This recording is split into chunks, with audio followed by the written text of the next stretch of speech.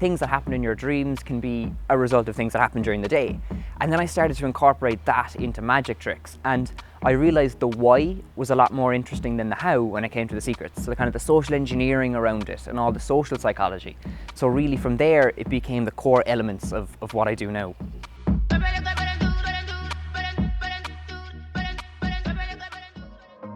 Daniel Cremin, we are here in the Quadrangle in UCC, beautiful UCC for a very important reason. Well, you're a student here, tell us about yourself.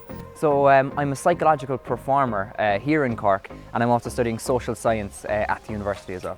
Okay, so a psychological performer, tell us more about this. What does that entail? Yeah, well, essentially I use human psychology and social science mixed together with a bit of trickery and magic to create these kind of moments of wonder where I can make it seem like I can get inside your head and influence your actions and guess what's on your mind. Presuming psychology is a very important part of what you do, so where did the interest in that begin for you? Well, basically I started off when I was about 4 doing magic, so like kind of card tricks and coin tricks and things like that. But it was when I was about 11 I read a book called The Interpretation of Dreams by Sigmund Freud, and I understood barely any of it, but just enough to realise that kind of things that happen in your dreams can be a result of things that happen during the day. Looking back at your secondary school education, Daniel, it wasn't too long ago, what were the standout aspects of that you feel have really helped you in running your new business?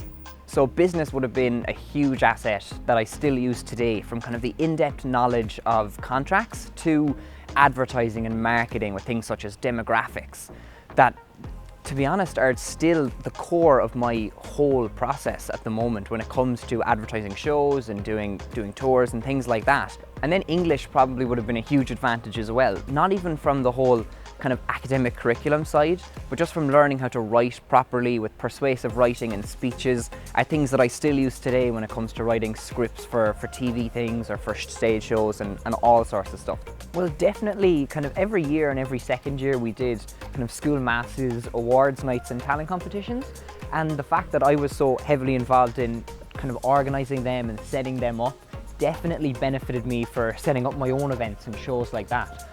But at the same time, even from just a secondary school aspect, the idea of having to meet deadlines and having to stay on top of work is something that definitely carries through to what I do now, because especially in the entertainment industry, it's just constant deadlines being thrown at you, whether it's having to have a script ready for a certain date, have to have a production pitch ready for this time.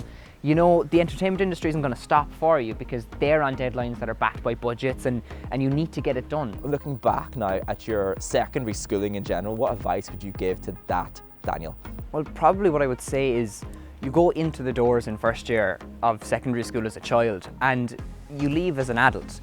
Now, what you do in between essentially determines what type of adult. You really have the opportunity to flourish throughout your secondary school education if you put in the effort. And thankfully I went to Rochestown College here in Cork, which definitely encouraged me to put in the effort, and it was something that has stayed with me throughout my college education and throughout my career.